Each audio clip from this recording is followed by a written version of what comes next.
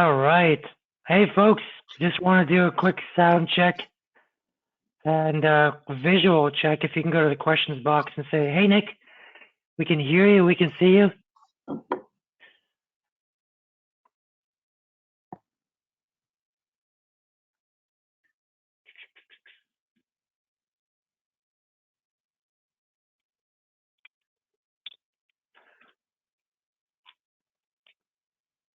Looks like we're good there.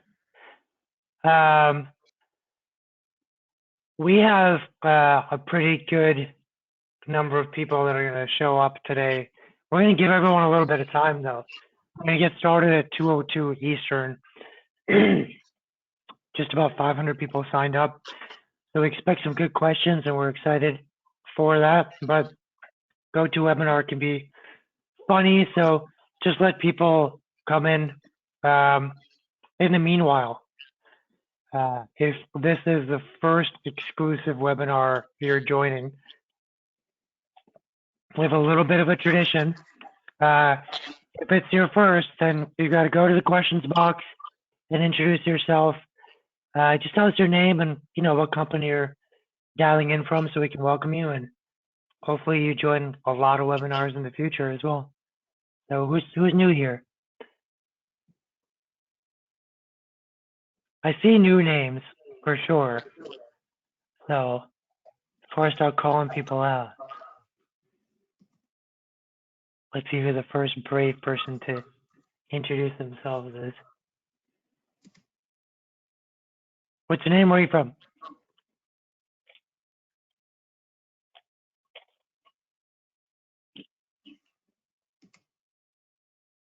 Got Chantel from Elfster. That sounds like you guys do well during the holidays. Got Alex Lamarca from Knob Depot. Awesome. Welcome. By the way, there's a little bit of an echo. I'm not sure if that's on your end. Kevin, can you hear that as well? I'm not hearing an echo. Maybe that is on my end. Okay. So we got Chantel. Testing? Yeah, it sounds good. Okay. We got Chantel and Alex. Who else is new here for the first time? What's your name? Where are you coming from in terms of company? By the way, Knob Depot sounds like a perfect name. Got Phil Davies from American Booksellers Association. Awesome. Kevin from Intuit Solutions. All right. Hey, Kevin. Folks, if you're wondering why we haven't gotten started yet, we have 500 people signed up to this webinar. People have to struggle through GoToWebinar for a little bit there sometimes, so we're going to get started at 2:02. And we're just getting some intros from people who are joining an exclusive webinar for the first time. So we got Chantel, Alex, Phil, Kevin. Thanks, folks, for joining. Anyone else new here to exclusive webinars? And we do one every 2 weeks, so love to see you guys in future webinars as well. We cover a whole range of topics from SEO to Amazon and email. Got Ann here as well. Hey, Ann, how are you? Nice meeting you guys. Can everyone see Cesar? And Cesar, can you quickly do a sound check? Testing, 1, 2, 3. That sounded good to me. And Kevin, can we get a sound check from you, please? Testing. Just put the headphones on here in case there's any of that echo coming in. That's perfect. Great. Awesome. Folks, it's 2:02. We've got a lot to cover today. The list of people who have just dialed in keeps increasing, so welcome everyone. We've got 3 big changes to cover today, so we'll dive right in. First, quick introduction about Exclusive. We are a performance agency focused on e-commerce. The way we accomplish that is by having specialists who understand their craft in SEO, Google Ads, Amazon, etc. With those specialists who are career specialists, they're guided by a team of strategists who understand marketing strategy and can coordinate across these channels. And however we can possibly get our hands on technology, with the technology we do, the technology helps us create a better flow between these different channels. Here's a handful of our clients just to get a sense of who trusts us. And that's it for our intro. Cesar, can you please introduce yourself? Sure. Hey, everyone. Thanks so much to the exclusive team for having me here. My name is Cesar Coco. I am an agency development manager here at Google, which in essence means that I work with our top premier partner agencies to help drive strategic growth at scale across the book of business. It also means that I kind of help exclusive navigate all things Google and kind of help shape the partnership as a whole. And so I'm really happy to be here today. I think this is one of the best agendas that I've seen to date so far. Awesome. Thanks, Cesar. And my name is Nick Rajpal. I've been here for 14 years at Exclusive. I joined the company to help develop all of our solutions and our strategy team. So I launched our SEO, Google Ads, Amazon conversion testing, and email services, built our methodologies, built our strategy philosophy, hired all those teams until they were ready to go off on their own. And today I work with new prospective clients to try to figure out the best strategy for them that I know the team is capable of following through on. I'm also the host of our bi-weekly webinar series, and I probably will work with many of you who may ask to reach out after this. Great. And my name is Kevin Bruder. I'm the Paid Search and Data Integrity Manager here at Exclusive Concepts. Been with the company since 2016. I've been working in the paid search space for about 10 years now. And as a member of Exclusive, I've managed a number of accounts here across a wide variety of use cases. And I also help to create an exclusive tracking team that helps to install codes and optimize measurement for all of our clients across not just Google, but also other platforms. Really excited to join this meeting today since it touches on both some really key paid search updates, as well as some of those data measurement and tracking options. Yeah, and we understand that there's going to be so many details in this webinar, it's going to be hard to keep track of a lot of it. So we're going to keep coming back to kind of like high level view, just so that it's a little easier to understand each of these three major changes. We'll start off by doing a very shortcut review of what the changes are. The first change is that analytics is switching to Google Analytics 4, GA4. You have to switch by June 30th, 2023, which sounds like you shouldn't focus on it right now, but you actually do need to focus on it right now. If you don't switch by 6/30/2022, you will lose all your year-over-year comparison in your reports, which is how we all look at our growth trajectory. So you're going to feel pretty lost if you cut it too close. But when you switch, you also gain better adherence to privacy policies. You get better analytics data. You get some automated insights. There's such a big upside to switching now. If you could, you should. The second thing that we're going to cover today is that Google Smart Shopping is basically being sunset and transitioning to a new format called Performance Max. And Performance Max is a lot like Smart Shopping, except that you have more assets that you can bring into your ads, and you have more control over audience targeting. So if you're already happy with Smart Shopping, you can take basically Smart Shopping, add more creative to it, get it out to a broader audience, and have more controls over those audiences than what you have right now. It is just the next level, especially if you're trying to control your cost per clicks and CPAs. And the third is responsive search ads. So expanded text ads are going to be sunset on June 30th. They can still run, but you can't edit them anymore. You can just serve them or pause them or remove them, but you won't be able to go in and make changes to those anymore. But when you switch to responsive, you get better AI testing, better optimization, and you get certain controls about quality that are really helpful for you to be able to make basically less changes and have more impact. We'll also talk about how the responsive search ads just helps you get to the long tail better than most search ads right now. So before we go into details on shifting to Google Analytics 4, I want to kind of run down what the high level of this is. For starters, if you don't transition to GA4 by that final date of June 30th, 2023, you won't have analytics anymore. So there is a mandatory transition required. Everyone has to do this. Sooner the better. It also helps navigate all these privacy and third-party data changes that we're all trying to work with.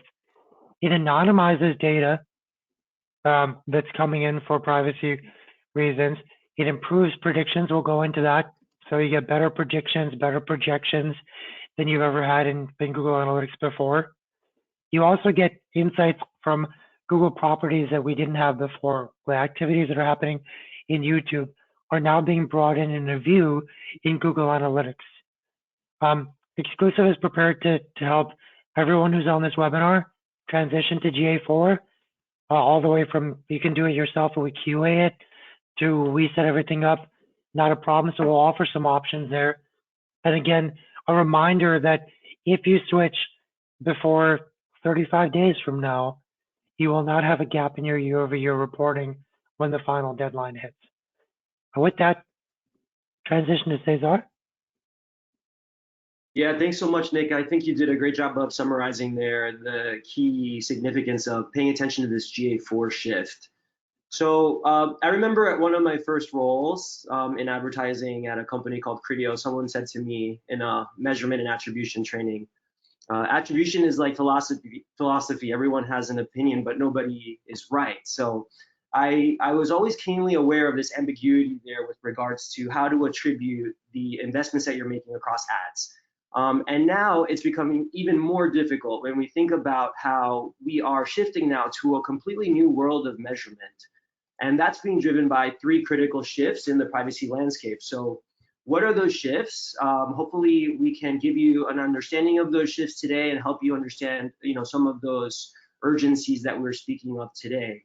The first shift there that I want you to pay attention to is that user expectations are shifting. People are becoming much more in ownership of their privacy and how companies and players are utilizing their privacy. So they are becoming acutely aware of how they're being tracked. The second change here that's happening is that browsers are looking at ways to adapt to those demands of the user. And so we're seeing operating systems that are applying new restrictions. So when we think about iOS 14 updates, and we're also seeing things like Chrome depreciating the third-party cookie and eventually the first-party cookie as well.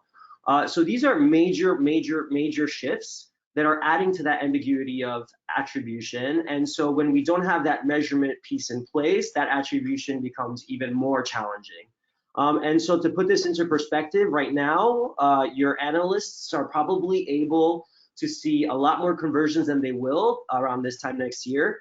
And we're expecting roughly 10 to 15% loss in visibility of the conversions that you're currently tracking. And so this is only going to get worse. And this is why this GA4 update is so important. Right. Thanks, Cesar. I'm stealing that line about attribution philosophy. That's fantastic. I'm going to talk a little bit about some of the benefits inherent in the GA4 change here. First and foremost is the upgrade to the tagging system. GA4 uses the gtag.js system. Some of your other products like Google Ads or the older versions of analytics were already using this tag, but it wasn't a requirement. It was something you could opt into or upgrade to. With GA4, that is now the standard. You can also integrate your other services like AdWords or older versions of analytics that you want to run in parallel within that gtag.js. And it's a really flexible and powerful tool. It's going to allow you to do simplified event tracking within the JavaScript if you're particularly development-minded client or you have some skill in that field. It also works across all of these other products, and it's very good at working around some of those issues that Cesar mentioned in terms of browser deprecation of values. Alternately, you can look to the Google Tag Manager solution, which is probably the most powerful tool in the market right now for integrating all of your measurement solutions, even third-party tools, if you're using a Microsoft Ads or Facebook or one of these other products for paid search marketing, or any other products for things like heat mapping. The Tag Manager system lets you integrate all of those in one place and make changes from a front end so that even if you're not a technically skilled or technically minded person, you can directly make those changes. Exclusive is really familiar with both of these formats, gtag.js and the Tag Manager, and we've been doing installs with both of them for many, many years now. The next thing that Google has really updated with GA4 is the integration of this idea of the user ID.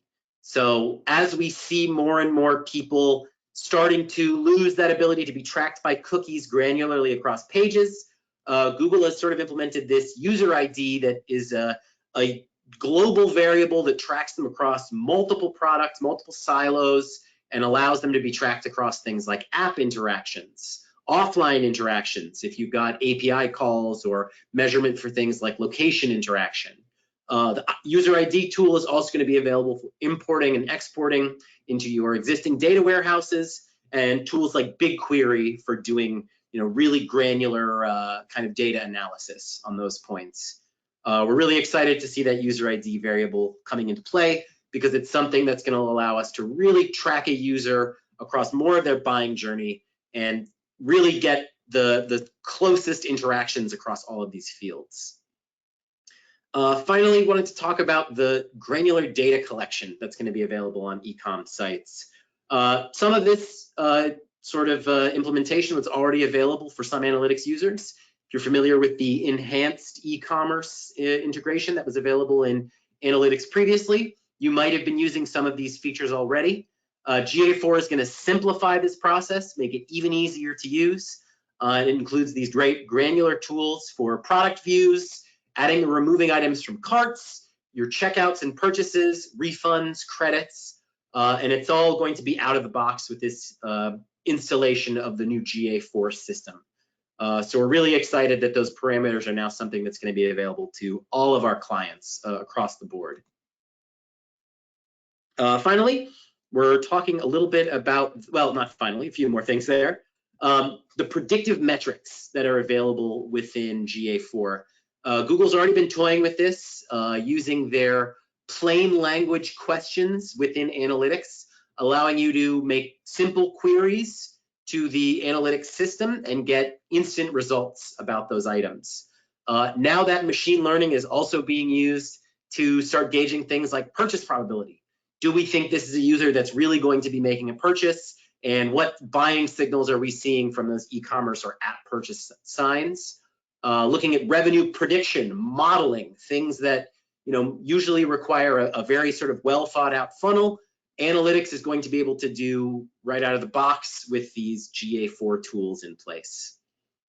Now, one thing that I'm very excited about as an ads and paid search specialist is that YouTube ad performance is going to be integrated directly into analytics for conversion reports. Before there was some discrepancy, sometimes you'd see YouTube data coming into your analytics from varied sources.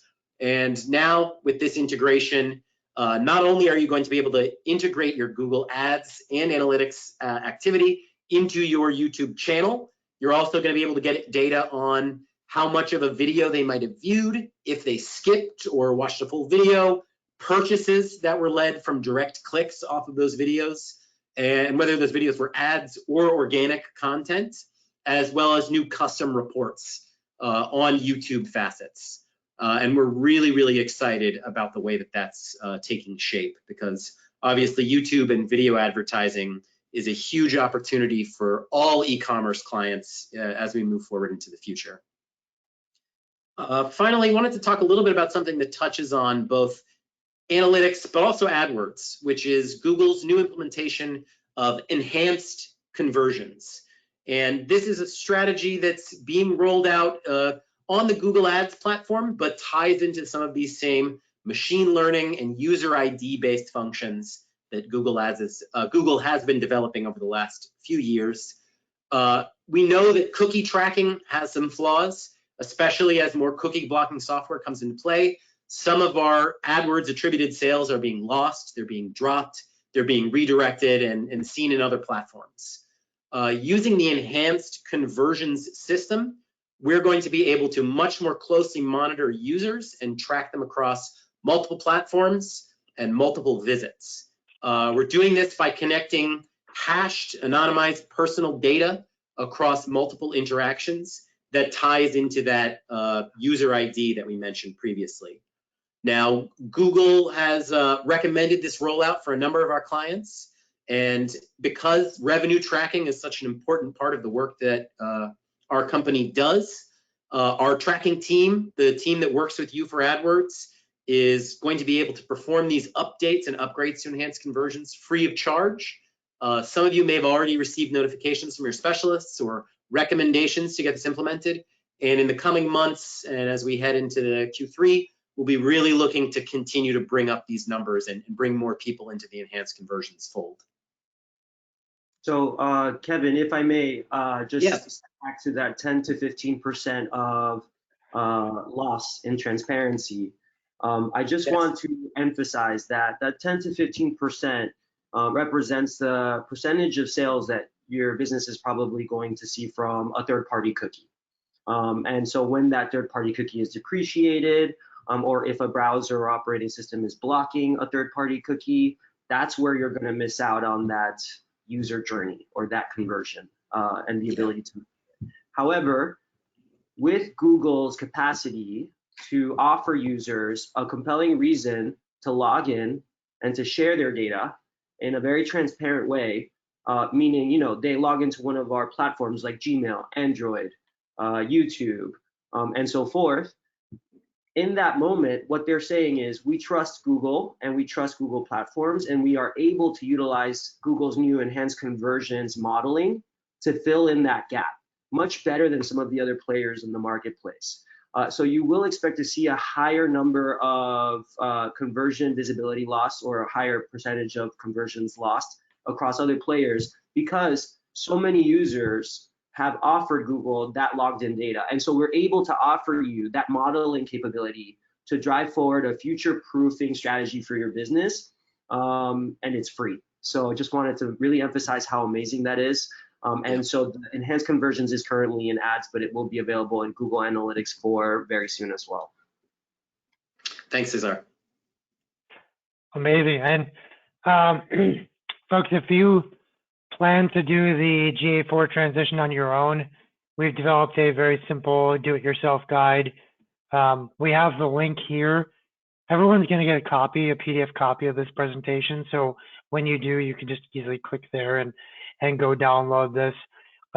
We know a lot of people want to do this themselves, and one of our offerings is go ahead, follow our instructions, and we'll go ahead and QA it for you because you need kind of an expert team to go ahead and QA it.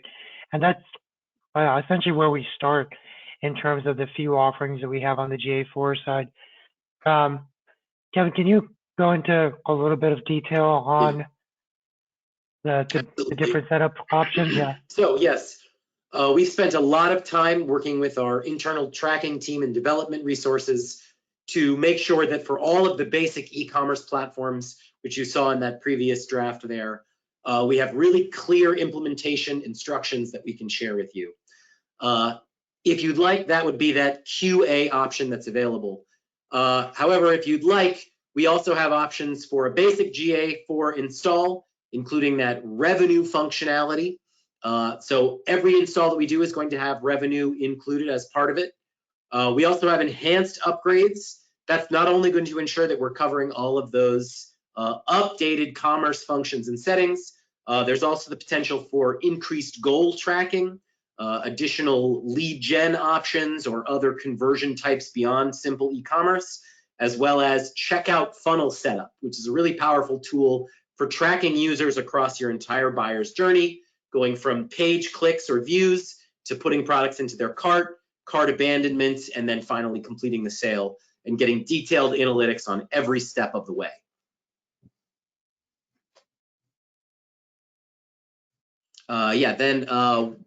For other use cases, we're also offering that enterprise platform. That's going to tie your data into Exclusive's Business Insights platform, where we are hosting even more of your data across multiple sections here. That's going to allow us to not only maintain your year-over-year data that we're looking to safeguard here with the change, it also means you're going to have access to that previous GA data that was in your older implementations, so that you'll have an unbroken line of review across multiple instances of GA. And of course, you also get all of the benefits of the Business Insights platform. And if you ever have any questions about that, you can reach out to Nick. We've done many webinars about the great value that the BI platform provides and all of the really great functions that it can add to improve and increase your e-commerce game. And oh, sorry. I was saying to Jason's question earlier, he said, yes. I heard somewhere that GA4 is going to do 14-month data retention. Is this true, or was I incorrect? Just in general, if anyone who's on our enterprise package, we will bring in historical data from Universal, and we will also maintain your data in GA4, so it becomes another receptacle for all that data that will not be removed, and it's $550 a month. Cesar, were you about to say something? Yeah, so I also wanted to emphasize here that not only is Exclusive offering these services to help you, migrate and manage and maximize GA4, Exclusive is working with Google on our Premier partnership across all of these different areas, not just future-proofing and privacy, but also non-search diversification and sustainable growth for clients. And through that partner's status, what they're able to access is a direct line of communication with our GA4 experts. So I don't want to underestimate, I didn't see it written there, so I don't want to underestimate the fact that only 1% to 3% of agencies across the US have this Premier partner status, and it's getting even more exclusive, no pun intended. So that is something that is not directly listed there in that chart, but I don't want you to underestimate the value of that opportunity. Yeah, thank you so much for mentioning that, Cesar. And we obviously can't do it just on our own. It's a lot of uncharted territory that we're learning our way through as well, and having Google support has been super helpful. Folks, if you are looking even just to get more information about any of these packages, if you can kind of think through which package you probably need. Again, QA is if you do it yourself, then we just QA your setup and help you understand what you did wrong. Basic is basic ecom functionality. Advanced is all that ecom functionality that we will set up for you, plus we can discuss what the perfect funnel views for you would be, so that you basically have the best version of Google Analytics you've ever had. And enterprise is all that plus bring in other channel data, Google Analytics, Facebook, Google Ads, Bing Ads, your Amazon data, scrape data from SEMrush, all into one system, which is our Business Insights technology. And in that process, not only do you get better, more holistic reporting under enterprise, you also get all your historical data saved over longer periods of time. So is there a contract with enterprise? And typically the contract is between 3 and 6 months, but I think in some cases we will engage in month to month as well. Yes, I believe the current SOW for the enterprise is the 3 month at minimum, but we can confirm that as in follow-ups as well. Yeah, great question, Kim. Thank you.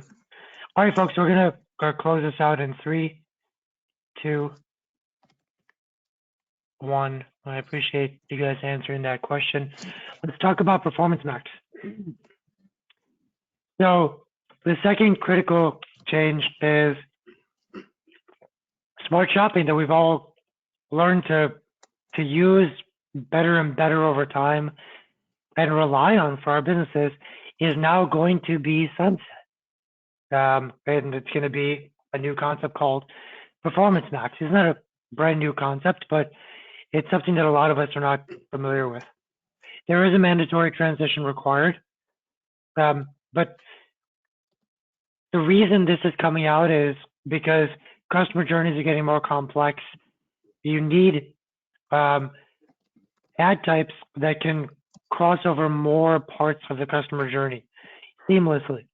And by doing that, you'll be able to bring down your cost per acquisitions instead of focusing on silos of ad types. Something that kind of tracks the customer through is going to perform better. It's essentially smart shopping, but with more ad placements. And you can have up to 100 different campaigns. You can have campaigns that are just Merchant Center feed and no other assets, but you're probably going to want to use more assets. And if you start transitioning now, we mean like next week, then you can have Performance Max campaigns created and learning while you still have smart shopping campaigns, and you can slowly transition. If you don't, then you're going to wake up one day and your smart shopping campaign is going to be changed to Performance Max and thrust into a learning cycle, which will probably have a little bit of a drop of performance, or at least potential.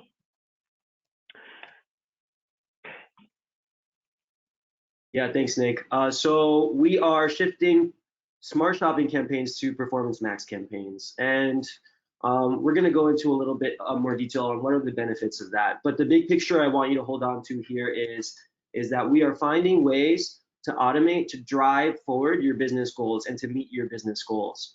And so the reason we're doing this is because we need to think about how much bandwidth we have to understand how the path to purchase is changing. And so this, in combination with that increase in competition within the e-com space, is really leading to quickly rising acquisition costs for your business and everyone else's as well. And so when a user is close to converting, whether it be a new user or an existing user or a customer, we really want to capture the opportunity no matter where they are. So we want to talk about one of the key benefits here of PMax, which is in essence that PMax is going to give us a specific and goal-based campaign. So you're taking the best of Google's automation and algorithms to try to find that customer right when they're about to convert, and you are driving it based on your profitability goal. So when you take a look at that return on ad spend, or you try to figure out what is the true profitability with a partner like Exclusive, which can be a little bit more of a complex analysis there, you're able to actually control the PMax campaigns towards that goal. And also PMax is using a lot of historical knowledge. So you're not gonna lose any of your smart shopping campaign historical knowledge of user behavior, right? So it's gonna build on that to drive forward and understand the path to purchase historically, to drive forward new and existing customer conversions as well. Finally, what's really great about PMax is that you're going to have access to so much more inventory. So we've got a bunch of new campaign types and ad formats, and so PMax is going to help you play with those, and we'll talk in a little bit more detail about what those are. So what exactly is new here? I want to share with you kind of a breakdown of what you're going to be getting with PMax that you weren't getting before with smart shopping campaigns, and also why we are so excited about the future of shopping through the lens of PMax with Merchant Center data. So there's a lot of functionalities that you currently have with smart shopping campaigns, but really the key differentiator with PMax here is that you're going to have that more inventory, or that growth in inventory across different campaign types. So you may have heard about discovery ads in the past or recently. They are a social adjacent offering that Google has, and it shows up in the Google newsfeed or the YouTube newsfeed. And so discovery ads have been showing incredible promise, and we're excited to start including those in the shopping journey. So not only do we include discovery ads in that PMax activity, we also include in YouTube in-stream, which was not there previously with smart shopping campaigns. And so as shoppers are spending more time across different environments, PMax is really capitalizing on Google's ability to serve the user with the right ad in the right place. So really excited about the inventory growth with PMax. You can also bid towards different goals here, right? So previously in the past with Smart Shopping, you have a specific bid type that you can optimize towards, and now you can add on max conversions, and you can also play with CPA or target ROAS in order to get even more customized towards your business profitability goals. Finally, with PMax, you're able to actually onboard an abundance of audience signals that you may have for your business. So what's really great is that you are able to influence your PMax activity with some of the audiences that you already know. And then also you can gain even more audience insights from that PMax activity to help grow some of your standalone discovery or YouTube campaigns, because you're still going to want to have those standalone campaigns. Think of PMax as kind of the way to capture the low-hanging fruit across any channel, anyone who's ready to convert. It'll give you more insights, and then you can actually tackle some specific audiences across a standalone YouTube or a standalone discovery campaign.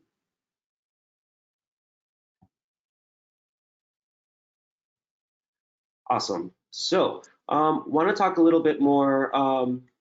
Hey, Nick, can we go back one more? Yeah. So I want to share with you a little bit more about what those actual inventory sources look like.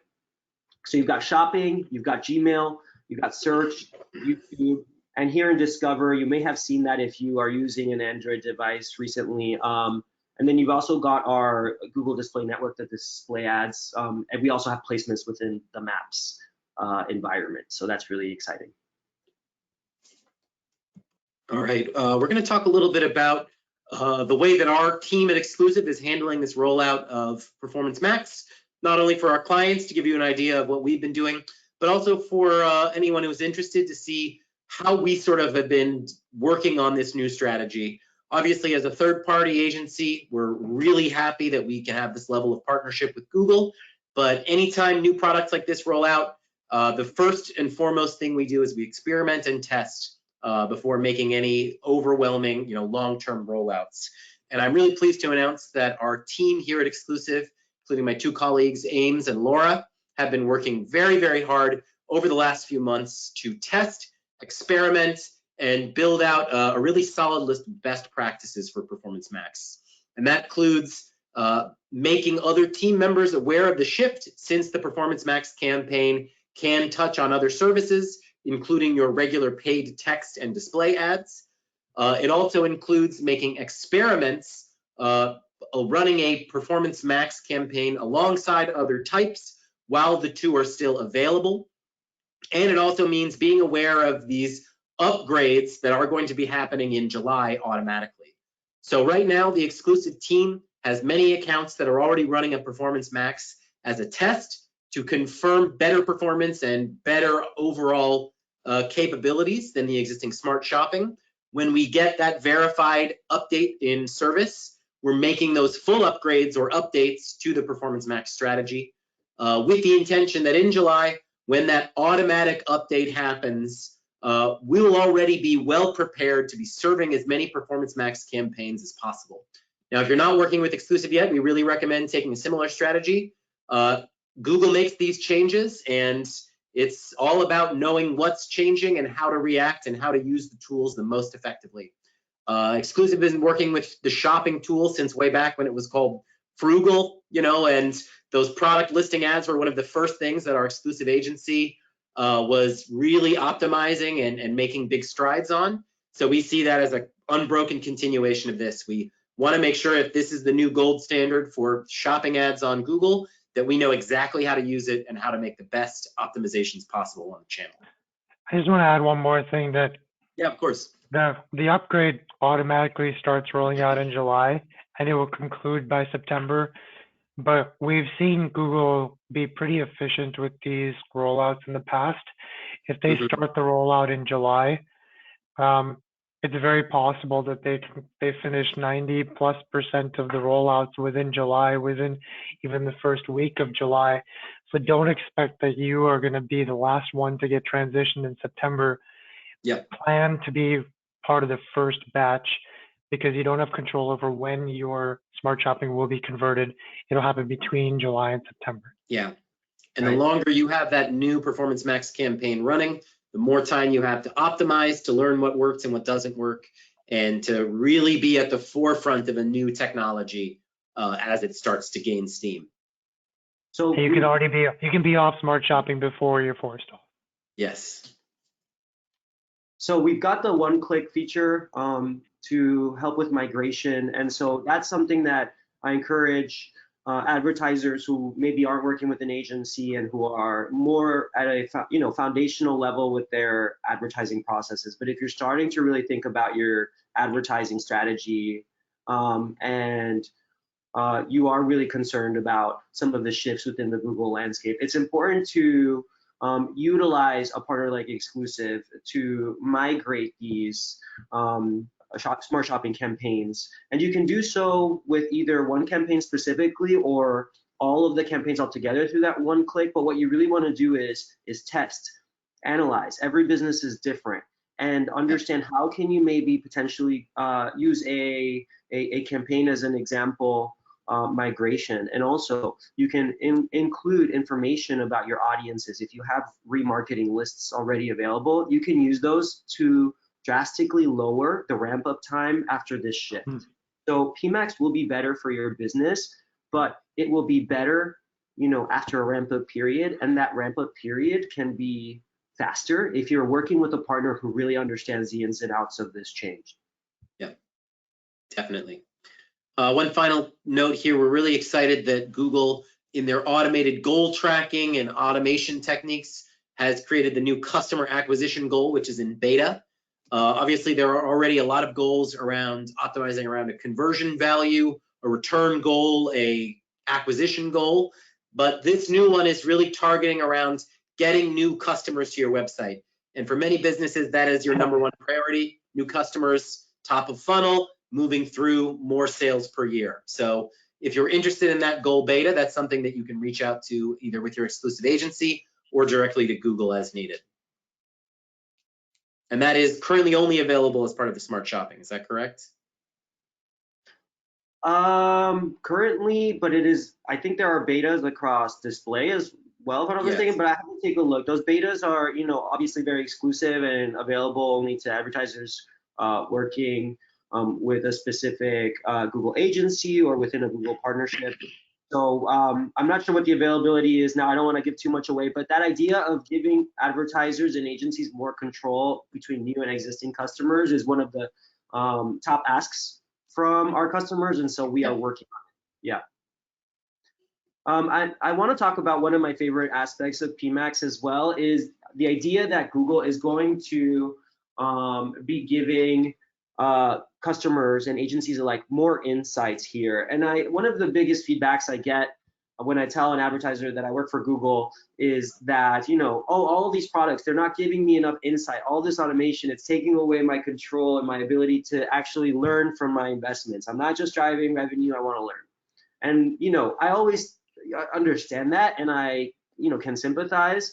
But I also know how many conversations where I'm getting stuck on, kind of minuscule insights with advertisers that aren't really driving forward their business profitability or their business goals. So the idea is that we want to focus on the right insights, the most meaningful insights. And so with PMax, you're going to be able to have access to some of those meaningful search trends that will help you understand demand across the industry. And so you also want to understand what are those seasonal moments that really matter for your business, and you'll be able to access reports through PMax that will tell you just that. Another area that's really important is for us to understand how our customers are evolving and what are their interests. And so how can we take those search trends and those search terms and actually organize them into meaningful themes and help you better visualize what your customers are interested in. So you'll be having access to those types of insights as well. Your audience insights are everything, especially now that we're seeing, first-party data being the end goal. with the privacy landscape shifting as it is. So your audience insights that you're gathering from Performance Max are going to translate into what are the audiences that index highest for the products and the categories that I operate in. And it's also going to help you grow your first-party data collection because your third-party data won't be as valuable anymore with the depreciation of the third-party cookie. PMax will help you understand your audiences, will help you grow your audience lists and build your first-party data. Pretty soon, and I'm just gonna, thank you.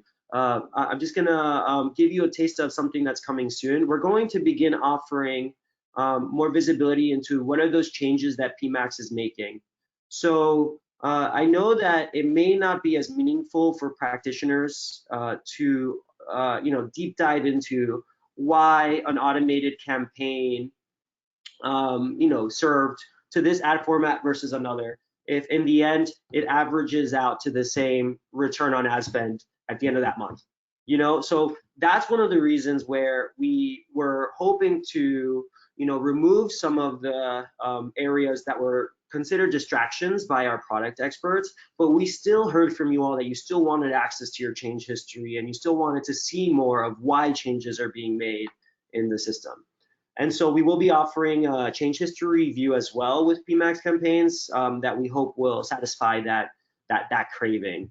And so finally, option insights. I mean, we all want to know what our competitors are doing and how our ads are, how well our ads are serving based on the levels of competition within the market.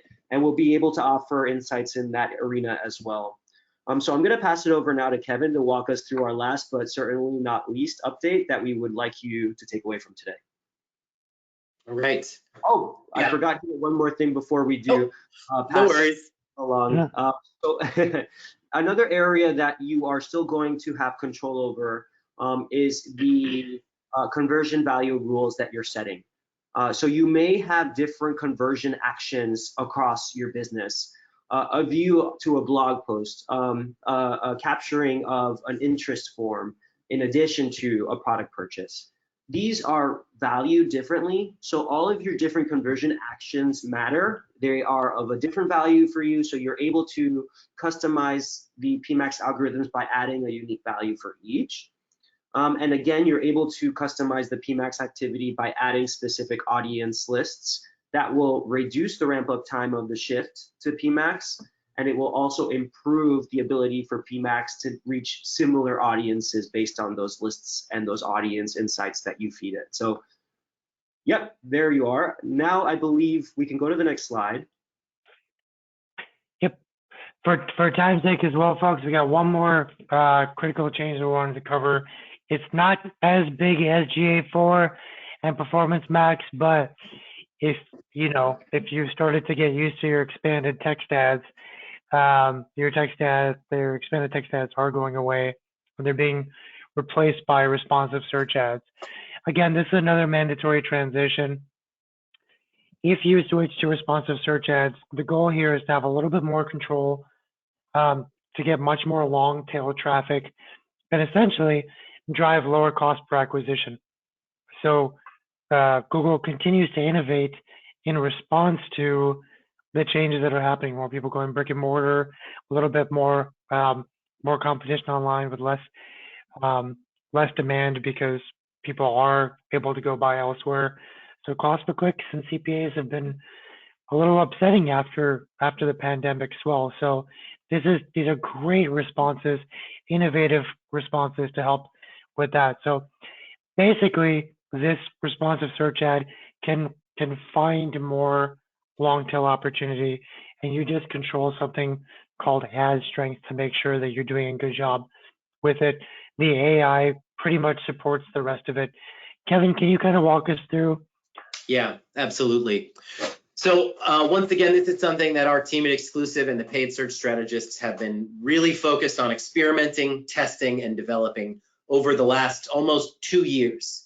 Google ads initially started with those basic headline and description ads all those years ago. We moved into the expanded text ads. This relied up to 3 headlines at once and 2 description lines.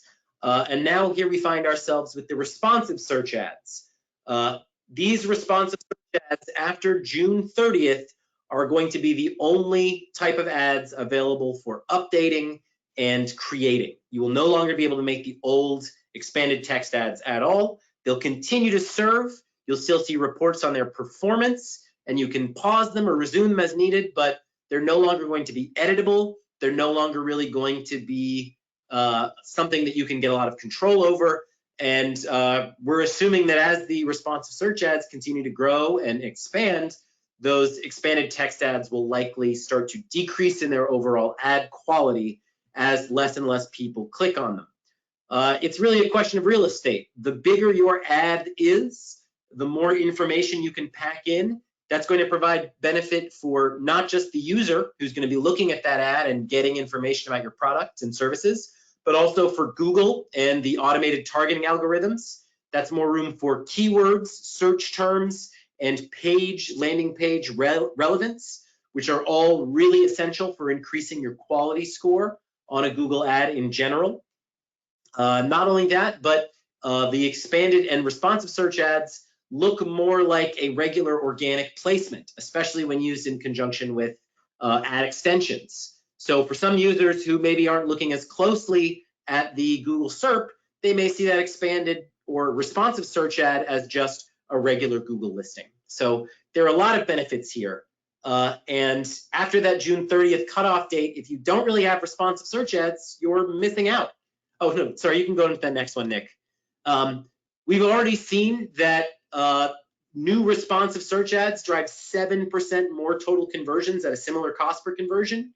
The big benefit of responsive search ads over the expanded is that you are creating an ad asset that has more total headlines available and more total descriptions in it, and that Google uses that same automated machine learning that it's using to power bidding updates and other key integrations towards ad combination serving. It's going to be serving the most effective and highest click-through rate combinations of all of your key ad copy in these new functions. You should really be investing in the right data. We've developed this formula with obviously Google's sort of best practices here. Previously, you needed to have 3 expanded text ads in a single ad group in order to really drive strong excelled growth for ad quality. With the single responsive search ad, you can drive that same level of quality, especially when it's tailed with 4+ ad extensions, your site links, your call outs, maybe a price or promotion extension, and anything else that increases the size and scope of your ad, as well as the broad match keywords and smart bidding practices that have already been rolled out over the last 2 quarters to really increase the amount of new user traffic and new search queries coming into the system. That's going to be a really great thing moving forward as you're developing your new accounts, your new products, your new ad groups, because with that single piece of responsive search ad copy, as long as you've reached that good to excellent ad strength, you're already done. You don't need to be creating needless variants. The single ad asset for the responsive search ad is going to be doing that variant testing for you and even providing you with some insights and data into the way that those look. I'm going to talk a little bit about how these things work together. Obviously, responsive search ads as part of this new system pair really, really well with the smart bidding and broad match changes that have been made in Google Ads in the last 2 quarters, as I mentioned. Now, I know that there are a lot of folks out there that maybe have seen these changes to broad match or to lack of CPC control, just as Cesar mentioned, as a loss of your ability to make small, minute changes. And at Exclusive, when these changes first started rolling out, we definitely took them with a grain of salt. We waited to see that the testing was there, that the confirmed better results were in place for these new strategies, like smart bidding and broad match. And frankly, the same holds true for responsive ads. We see that the responsive ad asset, that single asset in a new ad group, will often perform better than any of the 3 expanded text ads in place there. Not only are you going to be able to provide more total data points, more places for testing new ad copy and swapping in, another great thing is you're not going to lose the ad history on a responsive search ad. So in an old format, when you update an expanded text ad with new content, it would kind of zero out and remove some of that old asset. With a responsive search ad, you could always sub in a single new headline for your testing. It's still the same asset, it still has the same history, and it might just take a momentary dip as it bounces back and finds new kind of opportunities with those new pieces to test. So we've seen on average 20% more conversions at a similar cost per action when you're adding these responsive search ads to the campaign. If you're not using these strategies already, it makes a lot of sense to try and optimize or just start adding them before that June 30th deadline, because otherwise you're going to start seeing those expanded text ads start to deprecate. One way that you can start this, and a strategy that our exclusive teams have been using, is to use the Optiscore Recommendations. Obviously, Google's automated recommendations platform is something you're probably all familiar with. There's all sorts of useful tools in here for improving the quality score of your content, some of them related to tagging and bidding, some of them related to these ad updates. When you create a new responsive search ad through Optiscore, it will often crawl your existing expanded text ads, as well as the landing pages of the expanded text ads themselves, and any ad copy or easily pulls ad content that it finds on that page, and create a right out of the box already created responsive search ad. Our team has been using this tool to have a baseline that we can work off of that starts with our existing ad content, and that we can very quickly update and optimize to exclusive best practices for things like value propositions and including search terms within ad text.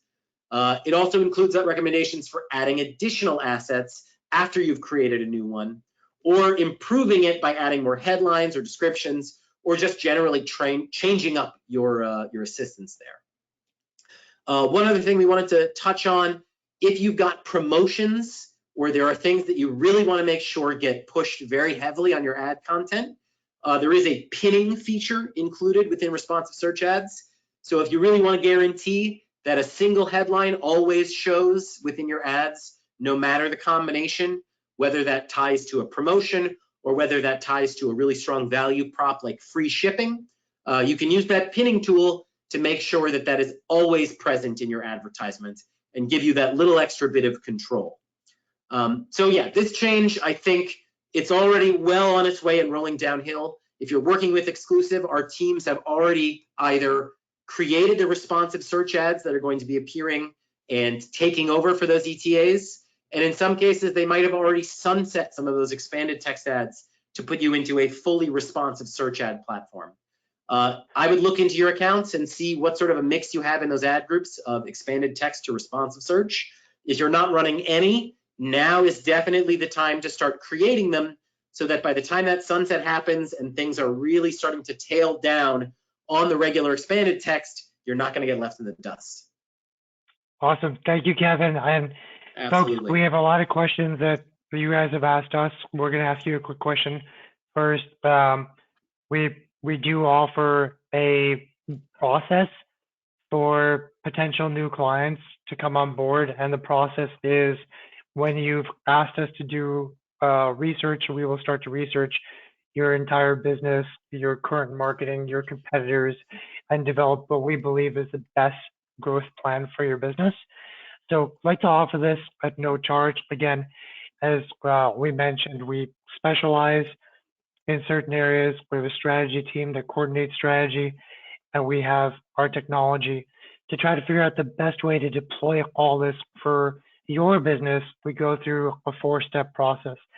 First step is just a quick conversation with one of our business development reps, just to see whether you're the type of client that we've built our business to serve, and if so, perfect. Second meeting will be with either myself or my colleague Liam, and we're going to ask you a lot of questions about where you've been struggling, what you've been investing in. We're going to have about a 40-point analysis that we're going to start asking questions about. Why are we seeing this? Do you have any explanation for it that would help us understand what's going on? Plus looking at your competitors and your goals. We'll take all that information that we've pulled from that first conversation and then develop a complete plan. There will probably be like 80 to 100 slides worth of research, ideas, observations, challenges, and pricing and everything that we need. And hopefully we've found a better way for your business to grow. Every growth plan will likely include why we believe in your business and why you should as well, because that becomes the cornerstone of your growth. What all your competitors seem to be up to. We use a lot of scraping technology to identify these insights. Where we think you should invest the most, from awareness to search to conversion, repeat purchases, and advocacy. What we are actually seeing when we do searches and where there's major gaps. How we want to use the science of consumer behavior, modalities, and cognition to try to drive better response. What your competitors seem to be doing on Facebook and email, again through scraping tools, and start to make recommendations to do a better job with repeat purchase. And then we'll show you how our technology works, what your team structure will be, what our onboarding process will be, our communication, and all of our pricing. So we go through a pretty comprehensive A to Z with anyone that we think is the right fit for us. And if we need to go deep dive into Google Ads or Facebook because you have a lot of data, we'll do that as a step 4. Pretty comprehensive process. Again, it may not be for everyone, but we are offering it to everyone who's on this presentation right now. You can either say, yes, I want it, or yes, I want it plus a Google Ads analysis. Maybe you just need more information. That's perfectly fine. We'll reach out with more info. And if the timing is not correct, then we'll at least reach out, make contact, tell you more about it, and try to figure out a good time, 3 to 6 months, whatever it is, that we should reach out again to you. But give everyone a little bit of time here because there's so many different options. And folks, if it's not the right fit, we know that at least 15 to 30% of the people here are, competing agencies, and we welcome you guys coming, and thank you for joining, and hopefully this was helpful. But for the e-com businesses, potential clients, please do try to answer this question if you could, even if the answer is no. And we're going to close this out in 3, 2, 1, and thank you, folks. 68% of you said you'd like us to reach out in some way, shape, or form. So really appreciate that. Let's try to get to these questions. I can probably breeze right through these since I was taking a look while you were speaking, Nick. Great. So I know many of you, I think Jason, you kicked it off, were wondering with regards to the amount of time that data is retained. So you are going to be able to migrate your historical analytics data into GA4. So that's not an issue. It's not just like the last 14 months or something like that. And then if you do that before this July, you're fine, right? So that's perfectly okay. If you do not do that, I think you have like 1 or 2 years to capture that historical data from analytics, and then it's going to clear out. With that being said, you want to make sure that you understand that if you do not migrate by this July, that you will have a gap. You will have a gap there. There is a gap in between when analytics will be sunset and also GA4 will be fully activated. So I hope that clears everything up. With regards to the complex privacy compliance questions, neither Google nor any other partner that you work with will make themselves responsible for your privacy decisions. You need to hire somebody on your legal team that is familiar with this. We will offer you products that are future-proof and personally identifiable information compliant. However, your strategy is yours. That is an area where I don't recommend asking anybody other than your specific privacy experts for feedback. But you can count on our products being compliant. So I know there's a lot of questions here that are really into the weeds, but Google won't be able to help you, nor any other advertising third-party platform player. So hopefully that helps.